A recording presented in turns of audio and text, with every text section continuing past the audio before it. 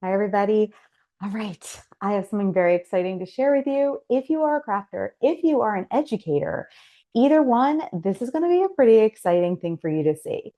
I was given the opportunity to share this laminator. Now, anybody who's an educator, and laminator is pretty much a necessity in our world. So I have several, but I really wanted to share this one because this one has a lot of really interesting and unique features that are so different than other ones that I have found. So we're going to go ahead, open this up together, and then I'm going to show you a few different ways that you can take something you might use in one aspect of your life, if you happen to be a teacher or an educator, and use it in your crafting. So let's unbox this Qfun Laminator. It will come with a set of laminating sheets in different sizes. So this isn't just the typical 8 by 11. There are ones that are smaller and then one that is rather long. I forget how big it is. Then we have the actual laminator itself. It's compared to other ones that I've had about the same size. Most of the laminators I have are about this size. This one might be a tiny bit bigger, but there's a reason for that. The thing that I was the most excited about when I stumbled across this one is that you can actually store things that you use within it. It has inside of this machine right here multiple things that you can take with you. Like if you were traveling, if you wanted to use it at work and then bring it home, you would have access to a paper trimmer, which I thought was really nice to have access to. It comes with a little hole punch and an extra little blade for your trimmer. So, and look, it's like this, looks like a little stapler. It's really cute. Let me show you. Here it is. And so that's really adorable. It comes with, let me put this inside so I don't lose that. It comes with a corner rounder. So if you want to make sure, I know that this is something I've like kind of taught myself to cut my laminating cards that I make for school. I've kind of taught myself to make that rounded edge with scissors, but to have it be more exact with something like this is fantastic. So that comes already part of this bundle. And then a few key rings, which again, we use in crafting as well as in our jobs at work for those that are educators. So I'm really excited to share with you some of the ways that I plan to use these things in this aspect of my life. So if you are ready and you want to see kind of like the amazing ways you can use something like a laminator in your crafting, stick around. All right, so here we are. I have an idea that I want to try. We have this reversible paper. This is just scrapbook paper, and it is reversible, and it's really beautiful. I forget the name of the paper company where I ordered it from. I'll see if I can find it, and if I can, I will link it below. But anyway, we're going to grab some of those, and here is our piece of laminate, and this is one of those cellophane baggies. And what I'm trying to do is, my goal here is to have this stick to the back of my laminate, and then in between the front part of the laminate and the front part of the laminate and the paper, I want to put this bag, because that will allow me to have freedom to stick something inside and create that kind of the either the confetti or, you know, putting in a monogram, something like that. So that's what I want to do. I'm going to go ahead and let's see. I think what I'm going to do is cut this laminate to size, just because I don't want to waste it. So I'm becoming a little bit more daring. I will say, after years of using laminate in a different way, it took me a little time to get used to not just using the 8 by 11 sheets. Okay. And then I want to cut this down. Let me see.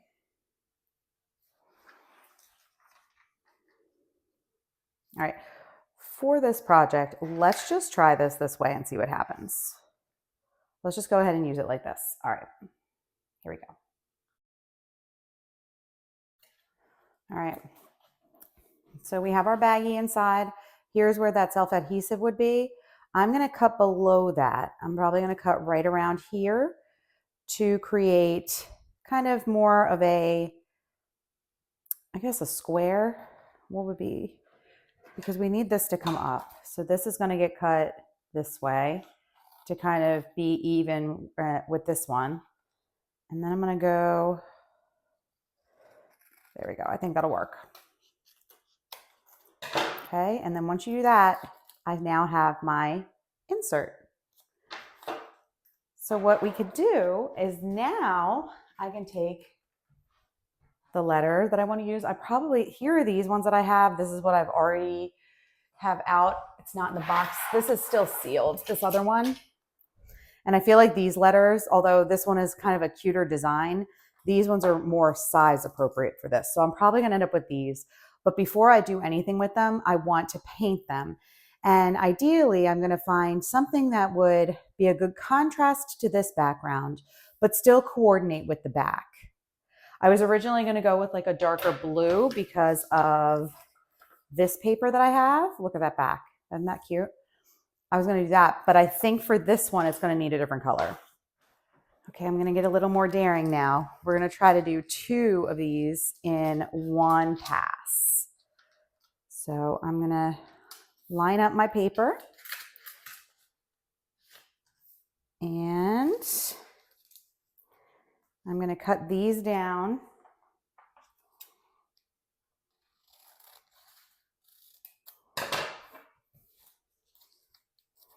One here, let's see how many we can do. Remember, you are going to probably have to cut on these and trim them down afterwards. So do not cut these so small that when you need to cut it open, you won't have the ability to do that. I can actually get a third one on there, so let's do it. Let's maximize the use of this paper, because actually that's probably my favorite one. We got our 3 down. Now, one thing that you can do if you are worried about this sliding is you can just put a tiny bit of glue on the back of it, just some Elmer's glue, and that'll keep it in place while it's passing. I think I'll be okay, so I'm gonna let it be. If it messes up, then we'll know to do better next time.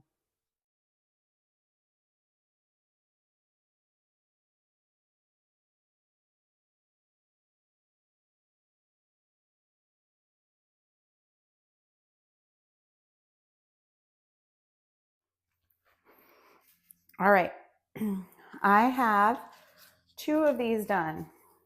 Let me get this on here. And I can show you. So these would make great like backpack tags or even gift tags, especially for kids because they're colorful. This one is, here's the back, here's the front. And while I was doing this one, I realized that when I stuck the letter in, so that's all I did. I stuck the letter in, it's not taped or anything, stuck the confetti in after. However, look at what happens when I go to seal it. The confetti is actually going behind the letter, which is fine. It's just not what I was intending for it to look like. On this one, I noticed something. So as you can see how the confetti is in front of the letter? It's because I realized something as I was doing this. Here's one of the bags. I haven't put it together yet. I realized I couldn't figure out why there was an extra film here. And then it dawned on me. When we did the laminating, the laminate stuck to the front part of the cellophane baggie, but the back part of that bag was next to the paper, so it wouldn't have stuck. And that creates 2 pockets, which is actually perfect and solved the problem that I was having here. My problem, maybe not yours. So there's 2 ways you can go about it. You could put the letter in the front and the confetti in the back, or vice versa. Since I did the letter in the back for that one, let me put the letter in the front on this one right here. Honestly, if I'm going to put the letter in the front, what I probably should do is I should probably do the confetti first. Okay, So I pulled the baggie there. This is the actual paper, okay? It's just the paper. The cellophane baggie is on this side, so it will be the back part of this tag. I'm gonna open it up, pour some in. Because you're only using like half of that space, you really don't need a lot. That might have been too much, but that's okay. All right. And then I make sure that I'm on the front side and I'm gonna stick the letter inside. And then to seal this, I'm just using some regular tape. This is just some transparent Scotch tape. There. So once I have that tape on, this is not perfect. I'm gonna go ahead and cut this off. And if something like this happens, the easy way around it is just go ahead and cut that tape there.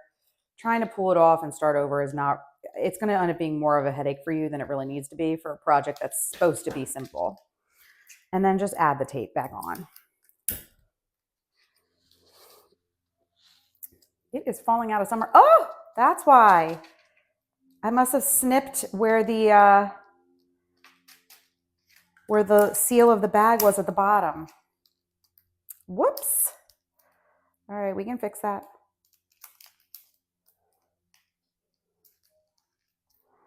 Transparent tape to the rescue.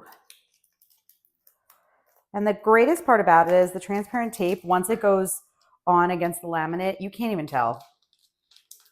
There we go. So once I have that on, I'm going to use my adorable little, it looks like a stapler, but it's actually a hole puncher. And I'm going to go ahead and punch the hole. Okay. Make sure you get all the way down. This one was a little higher than I wanted it to be, but we're going with it. And go ahead and add this. And you're done. You like better? I definitely think that having the letter separated from the confetti, either way, is better than having it together in the same thing. Because I think like it'll end up moving around that. I mean, the letter's staying pretty still, but I don't know. For this next project, I'm going to be using some of these beautiful printables that were designed by Sonnet from Sonnet's Garden Blooms. So she creates 5 digital papers. She calls it her digital press. And you can have 5 papers each month that you download and print. You can print an unlimited number to use in your project. I have some that I printed on just regular printer paper. This was regular printer paper. This is regular printer paper. And then I printed them on the rice paper that I have. So look at these gorgeous designs. I feel like they're so neutral, so perfect for fall. I definitely have an idea for them and I want to be able to embellish them in some way. I also have this adorable set of frames that I got from the thrift store while we were on vacation. Isn't that adorable? Look at that. And they are all attached with twine with a hanger at the top. Now, here's the thing about these kinds of frames. They come with an insert. I think this one is plastic. Yeah. Which is great. I like it. The glass ones are the ones that I get a little bit more nervous about, especially if I'm going to be shipping it. Also, it's added weight. So I have an idea where we can use the laminator to create the same type of protection without the added weight and just the added potential for scratching and other things. So first thing we're going to do is remove all of those pieces from the inside.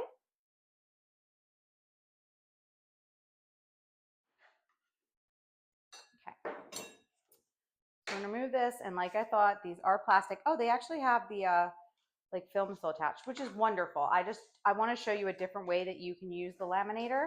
So I will save these for something else.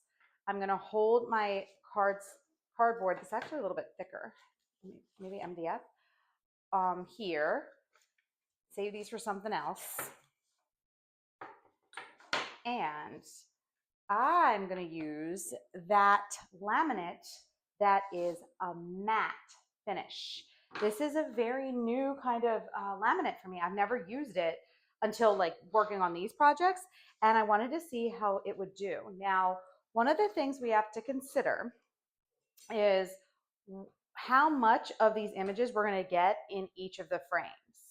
So it's not going to be a lot, so I have to pick that carefully, and I'm going to do that prior to the next step in the project, which I want to embellish them with some dried florals that I got off of Amazon. So we're going to do both of those things and then laminate them, cut them out, add on the dried florals, and then laminate them. And then once that's done, you can stick them right back in. So let's see how that goes. Here's what I decided, in my opinion, would be the easiest way to go about this. I kind of estimated where I wanted the picture, the image to be within my frame. And especially with a paper like this, I want to make sure I don't accidentally like cut off a bird's head or something right at the corner of the project. So in this case, like this is fine. I know he's at the bottom, but I do not want to get this guy in there. So I'm just going to do that. Once I have that kind of sorted, I position this backer piece above his head so I know that it's going to be at least that high and as far over as I can. And then I'm going to use this to trace the design or the image so that I know exactly where I want it cut so it fits inside of there perfectly. I absolutely love this paper. Sonnet's paper, she's only had her digital press out for 2 months. These papers are just incredible. They are so versatile. I can see them being used like for cards, like if you want to like create your own like thank you cards or birthday cards. I'm not sure if you saw the other ones from June, but they have just the daintiest little florals on them.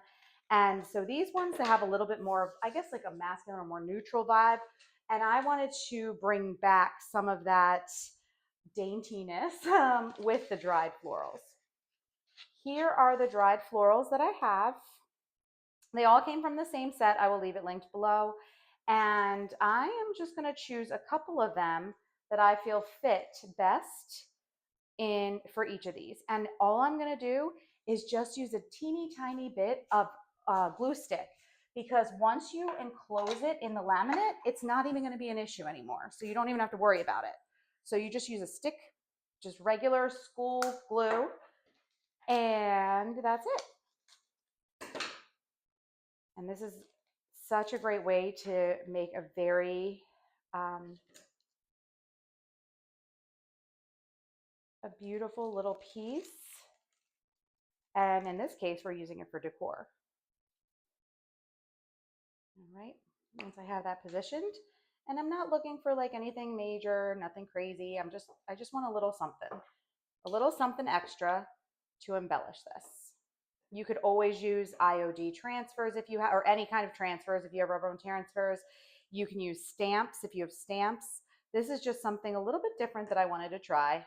I figured I'm trying out a new technique for crafting. Might as well try out some other dried supplies that I could use within my crafting. So then I have that one done. And I'm going to go ahead and do the rest before we run it through the laminator. Okay, here are my 4 pages, or my 4, I guess, images. And I just did a tiny bit of glue. I will say one thing I've learned is this type of crafting requires much more patience than I typically have. So, but it is fun to do something different. I'm going to try to see how that looks with the that sheer leaf right there on top of the bird. I don't think I'm going to be able to get all 4 images on here, and that's okay. I'm going to go ahead and do the ones that I can. And I think I actually have enough space to add another couple florals here and create a like little bookmark or tag or something. I'm just going to go ahead and lay those in. I'm not even going to worry about glue or anything. And I know there's a little tweezer thing that it came with. I don't know where it is, and I don't have patience. So that's where we're at. Okay. So we have all of that put together. Let's seal this, and we're going to run it through, and then I'll run through the second one in another batch. So same as always, you're gonna make sure that everything is ready to go. It only takes a minute to heat up. I've had it on for a little bit. And then you're gonna run it through. It is 3 millimeter laminate, so that's what I'm using. And I like to keep my hands underneath just because sometimes if you allow it to drop, it could knock some things out of place. It could even distort or impact where it is within the machine. I will say that has not been a problem with this specific laminator. I have had issues in the past with other laminators. And then once that is done and through, you can see it creates such a beautiful matte effect, which is so different than that glossy finish that we got on the other projects we did. So you can see this is what we did for those. We see all that glossiness there. And this one has the matte finish. And it's safe to pop right back into your frame without having to worry about a glass or anything else in front. So let's get this cut out, add it back into our frames, and we are done. If you are interested in trying the Qfun laminating machine, please feel free to check out the link below. It has been a lot of fun working with this, using it in crafting, which is something I never thought I would say about a laminator. And I will say the efficiency of having everything stored right within your machine is something that's new and different for me. Please let me know in the comments, would you consider crafting with a laminator? And if so, what would you create? I hope you've enjoyed today's video. Thank you so much for joining me today, and I look forward to seeing you again in the next one.